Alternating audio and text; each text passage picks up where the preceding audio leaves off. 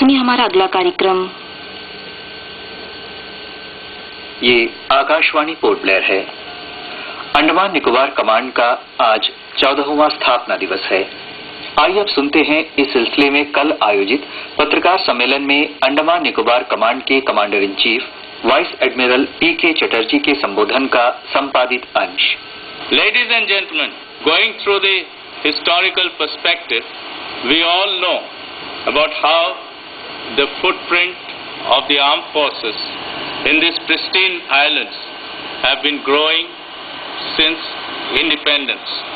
With an airstrip built by the Japanese at the Car Nicobar, which was operationalized by the Indian Air Force in 1956 as a staging point, we grew from strength to strength after the 62 conflict, when the Indian Navy established its contingent, which became later to be known as the Fortress Command of the Andaman Nicobar in 1976.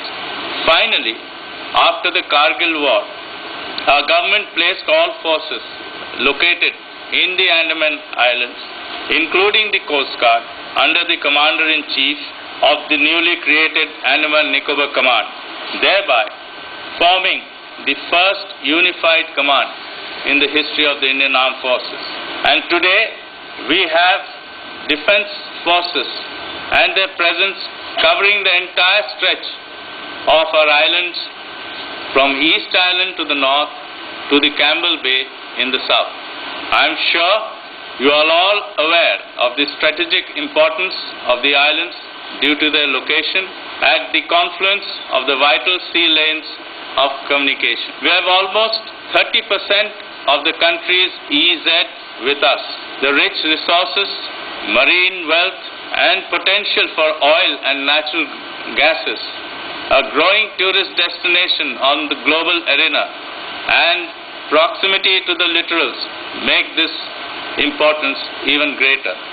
There are reports of a canal to be built across the Isthmus of Kra in Thailand, as also an intermodal connection between the port of Davi in Myanmar and Laim Chabang in Thailand. Andaman and Nicobar Islands, like any part of our country, is vulnerable to varied threats, both conventional and subconventional. Further, India's Look East policy has added more significance to these islands, which could act as a springboard.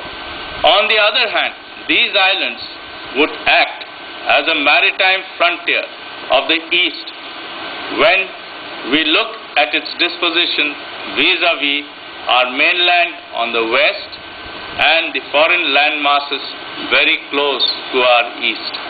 While I assure you that the defense forces at ANC are well prepared and committed to protect the islands, I would also like to draw your attention to the challenges, our roles, and our modest achievements as a unified command.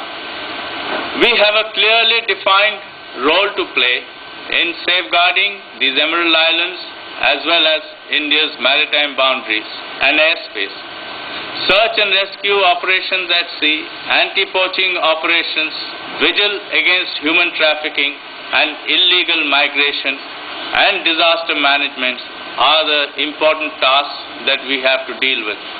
Therefore, the challenges before us are somewhat different from that on the mainland.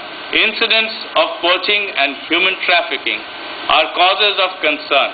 The year 2013 saw 93 apprehensions of poachers, with human trafficking apprehensions at an all-time high of 1,353. However, due to our constant surveillance of the seas and the coastal areas by our Navy and Coast Guard, along with the ANN administrations, the Marine Police, the cases of poaching and human trafficking and consequent apprehensions have seen a very, very sharp decline this year. We have had only 3 poachers apprehended so far. and no cases of human trafficking and apprehensions. We also need to address the threat from illegal immigrants, which could be a cause of social unrest in times to come. Building better infrastructure to support the assets of the command, both existing and the accretions which could take place in the future, as well as the assets from mainland, is of prime importance and are to be taken up on top priority.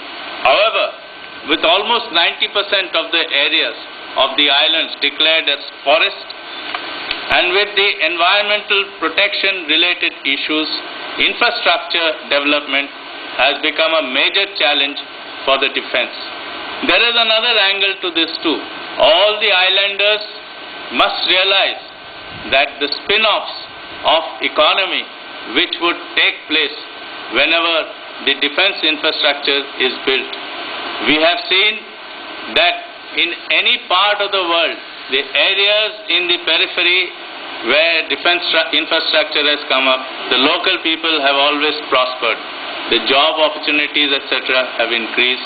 The road connectivity, medical facilities, all have come up concurrently. This message must go to our islanders, because we are here to protect them. We are here to look at their welfare. We are here to stand by them when they need us the most. They must look at us from that angle, and not that we are here to disturb them or create unpleasantness for them. Ladies and gentlemen, to fulfill this onerous task bestowed on us, we have a well-defined organizational structure.